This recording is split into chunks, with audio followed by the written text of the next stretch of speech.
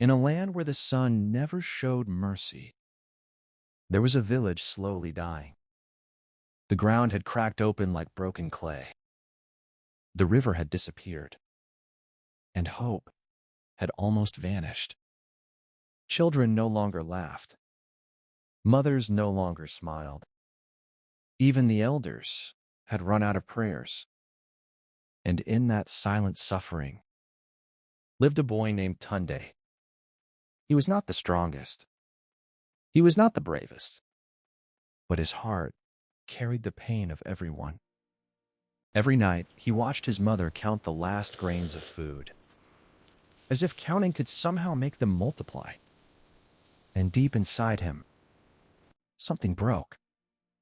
One morning, before the sun rose, Tunde made a decision.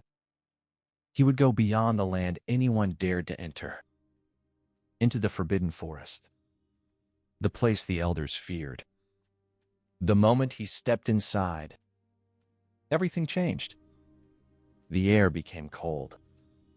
The silence became heavy, and his heart began to race. Then he found it. A strange calabash, buried beneath an ancient tree. It wasn't ordinary. It felt alive. The moment he touched it, a voice spoke. Not from outside, but from inside his mind. What do you desire? Tunde froze. Fear gripped him. But so did something stronger. Hope. So he whispered, I want water. For my people. And suddenly, the earth trembled. Miles away, the river came back to life. Water flowed again. People cried. They laughed. They believed a miracle had happened. And Tunde? He smiled until he saw his hand. It was changing.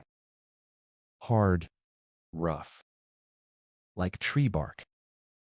That was the moment he realized this miracle was not free. The river saved them, but it wasn't enough, because water alone cannot fill an empty stomach.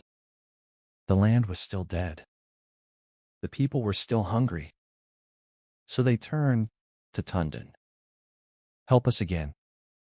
But this time, Tunde was afraid, because the bark on his hand was spreading. Still, he couldn't ignore their pain. So he made another wish. I want food for my people. And the next morning, the impossible happened again. Green covered the land. Food everywhere. Life restored. The village celebrated. They called him a hero. But they didn't see what it was costing him. His legs were no longer human. They had become roots.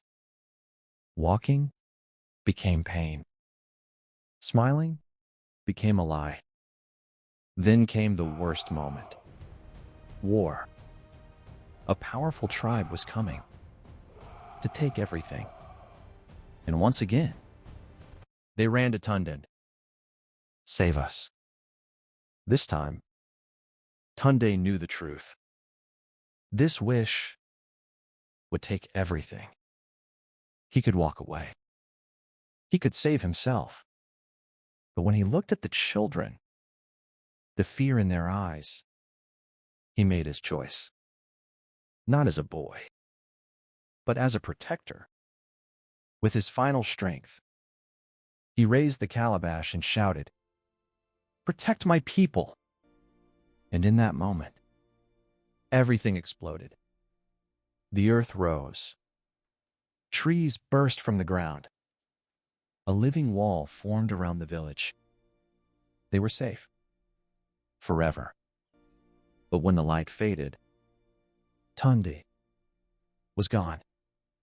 In his place stood a massive tree, strong, silent, eternal. The villagers finally understood. He didn't just save them. He became their protection. His mother touched the tree and felt his presence. Still there. Still watching.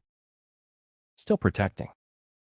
And from that day on, they told his story. Not just as a miracle, but as a warning. Because sometimes saving the world means losing yourself. If you were Tunde, would you make the same choice? Or would you save yourself? Subscribe for more powerful African stories like this.